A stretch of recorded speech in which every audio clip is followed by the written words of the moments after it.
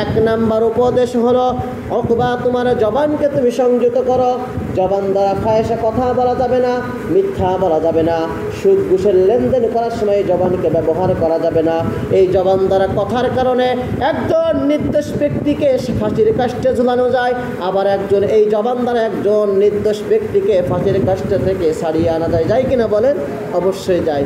সেজন্য সর্বপ্রথম জবানকে কন্ট্রোল করতে বলেছে।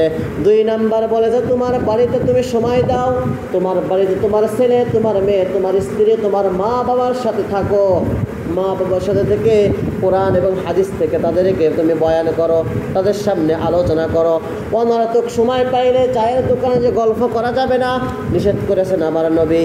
সেজন্য অনর্থক সময় নষ্ট করলেও সেটাও আল্লাহর দরবারে আমাকে, আপনাকে, আমাদের সবাইকে হিসাব দিতে হবে। অনর্থক কোনো জায়গায় 1 সেকেন্ড বসে থাকলেও সেটাও আল্লাহর দরবারে হিসাব দিতে হবে। কোনো কাজ নাই, অনর্থক কোনো জায়গায় বসেও থাকা যাবে না।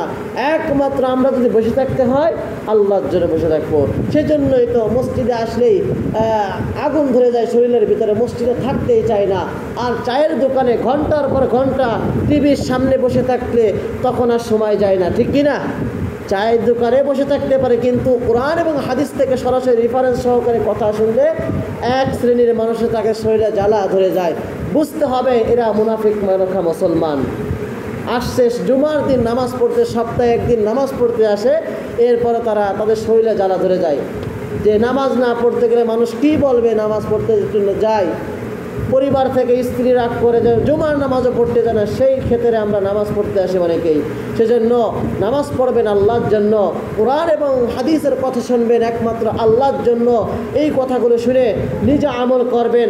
পরিবারের কাছে যেই কথাগুলো বলে পরিবারদেরকেও আমলের তাগিদ দিতে হবে। 3 নাম্বার হলো তোমার গুনাহের জন্য তোমাকে কন্দন করতে হবে, কান্না করতে হবে।